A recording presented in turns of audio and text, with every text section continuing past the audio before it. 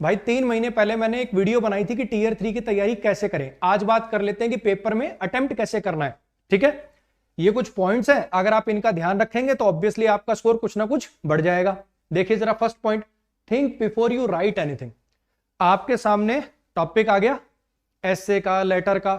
अब आप जैसे टॉपिक दिखा, नहीं भाई समझना, बहुत बार क्या होता है बच्चों को ऐसा लगता है यार पता नहीं टाइम खत्म हो जाएगा, आप बिल्कुल जैसे ना अपना ऑब्जेक्टिव पेपर होता है उसकी तरह ही इसमें भी लिखना पहले चालू कर दूं जितना जल्दी हो सके। नहीं भैया, आराम से तसल्ली से, मैं कहूंगा कम से कम 5 मिनट देना सोचने को, और तब जाके पहला पेन भिड़ाना तुम आंसर शीट को। समझ में आई बात? आराम से 5 मिनट में पहले सोचना कि टॉपिक ये है, इसके बारे में मैं ये बातें लिखूंगा। क्योंकि है क्या ना, ये ऐसे का एक फ्लो होता है। सबसे पहले आप इंट्रोडक्शन लिखोगे, फिर आप बॉडी लिखोगे, फिर आप कंक्लूजन लिखोगे।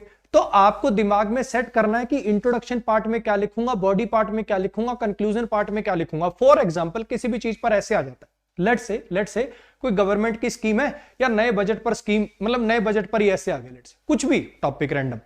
सबसे पहले आप इंट्रोडक्शन दोगे कि ये होता क्या है। डीमोनेटाइजेशन पर आ गया, सबसे पहले बताओगे डीमोनेटाइजेशन होती क्या है।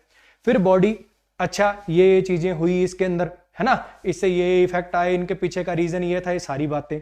उसके बाद लास्ट में आप कंक्लूड करोगे कि इससे हमारे ऊपर प्रभाव क्या आया और इसमें क्या क्या सुधार किए जा सकते थे या क्या क्या और चीजें ऐड करी जा सकती थी जिससे ये चीजें मतलब बढ़िया से एग्जीक्यूट हो पाती। Getting my point? तो ये जो सेट है ना, ये अपने दिमाग के अंदर आपको पहले फ्लो डिजाइन करना है कि यहां पे इंट्रोडक्शन पार्ट में मैं ये लिखूंगा, बॉडी पार्ट में ये लिखूंगा, कंक्लूजन पार्ट में ये लिखूंगा, और उसके लिए आपको चाहिए टाइम। बच्चे लिखने के लिए आपके पास एम्पल टाइम होगा, डोंट वरी। तो सबसे पहले दिमाग के अंदर ये फ्लो बना लीजिएगा, कम से कम मैं कहूंगा 5 से 7 मिनट सोचने को दीजिएगा। ठीक है जी। अगली बात, रिलेवेंट डेटा एग्जांपल्स। जैसा मैंने वो वीडियो में भी बताया था आपको, जब मैंने बताया था टीयर 3 की तैयारी कैसे करनी है, कि आप कुछ डेटा जैसे गवर्नमेंट की जो स्कीम्स हैं, जीडीपी से रिलेटेड डेटा है, अच्छा गर्ल चाइल्ड से रिलेटेड डेटा है, पॉपुलेशन के, लिटरेसी के जो डेटा है, कुछ डेटा लिख लीजिए। वो आगे आपको ऐसा नहीं कि एक स्पेसिफिक उसी ऐसे के अंदर काम आते हैं, वो डेटा अपन कहीं भी पुट कर सकते हैं। तो ऐसे कुछ डेटा के जो एग्जांपल आपने रख रखे थे, वो अगर वहां फिट बैठते हैं तो आप उनको अप्लाई करिए। बस एक छोटी सी बात का ध्यान रखिएगा, गलत डेटा मत लिख दीजिएगा। कहीं गलत डेटा लिख के कई बच्चों की आदत होती है ऐसे बोर्ड से डिब्बा और बनाते हैं उसके ऊपर, वो हरकतें मत करना। अगर बाय चांस एग्जामिनर ने एक भी डेटा उसके मन में आ गया, यार चेक कर लेता हूं एक बार, साइड पे गूगल खोल के उसने चेक कर लिया और गलत निकल गया ना, फिर वो ईगो पे ले जाएगा। इस बात को ध्यान रखना, ठीक है। तो ध्यान रखिएगा कि डेटा लिखें तो रिलेवेंट डेटा लिखें। ज्यादा अगर आपको डेट वेट याद नहीं है, ईयर याद है तो ईयर ही लिख दो, लेकिन गलत मत लिखना, ठीक। अगली बात, जैसा कि मैंने आपको बोला था कि ऐसे में ना एक वजन पड़ता है अगर हम कोट्स का यूज करें, अगर हम डेटा का यूज करें। एक मैंने आपको 2-4 कोट तो उस वीडियो में बोले थे, फॉर्च्यून फेवर्स द ब्रेव, ये बहुत जगह यूज हो सकता है। आपने पूरा ऐसे लिखा, भैया आप तो हमें स्ट्रॉन्ग कदम उठाने पड़ेंगे, फॉर्च्यून फेवर्स द ब्रेव। तो कहने का मतलब जो आपने कोट लिख रखे थे, नेचर पे मैंने आपको कहा था कोट देख लीजिएगा, है ना, ऐसे ही पॉलिटी पे आपको कहा था कि कोट देख लीजिएगा। ऐसे जो कोट है अगर आप उसके अंदर डाल देंगे तो आपका जो नॉर्मल से थोड़ा हटके हो जाता है, सीधा 10 नंबर जंप मारता है अगर आपके ऐसे के अंदर कुछ डेटा के एग्जांपल्स हैं और साथ साथ कुछ कोट्स के एग्जांपल हैं। तो इस बात का ध्यान रखिएगा कि जो आपको कोट वोट वहां पे फिट बैठ रहे हैं उनका यूज करिएगा, ठीक। अच्छा, ऑप्टिमिस्टिक अप्रोच, ये बड़ी जरूरी है। होता क्या ना, देखो कोई भी गवर्नमेंट संस्था का कोई भी बंदा, आपको देखा होगा आपने हमेशा ना एक पॉजिटिव, आप बेसिकली आप ये एग्जाम किस लिए दे रहे हो, कोई गवर्नमेंट ऑर्गेनाइजेशन आपको ज्वाइन करनी है, तो आपका जो पर्सपेक्टिव है गवर्नमेंट को लेके, स्कीम्स को लेके, वो पॉजिटिव होना चाहिए। हर चीज को लेके क्रिटिकल नहीं होना है, ठीक है। इस बात का ध्यान रखिएगा।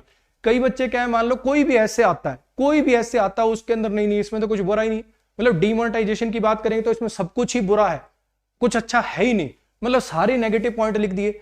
बच्चे ध्यान रखिएगा, ओवरऑल, हाँ आप पॉजिटिव नेगेटिव दोनों पॉइंट बता सकते हैं, लेकिन ओवरऑल आपके पैसेज को पढ़ के एक ऑप्टिमिस्टिक वाइब आनी चाहिए। कंक्लूजन वाले पार्ट के अंदर आप ऑप्टिमिस्टिक अप्रोच दिखाएंगे कि हाँ अगर इसको अपन थोड़ा सा ऐसे एग्जीक्यूट कर लेते तो इसका फायदा शायद और ज्यादा बढ़ सकता था आने वाले टाइम पे।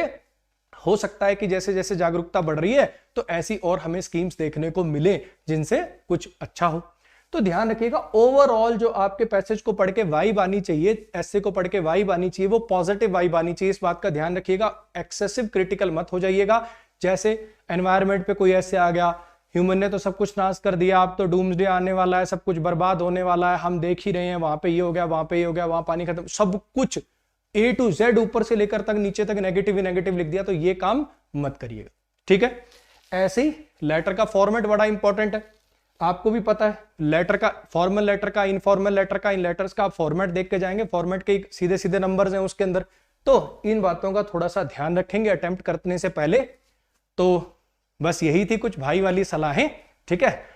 तब तक के लिए ऑल द बेस्ट आप सबके एग्जाम्स के लिए, आपने मेहनत कर रखी है, सब कुछ बढ़िया होगा, ठीक है, ऑल द बेस्ट।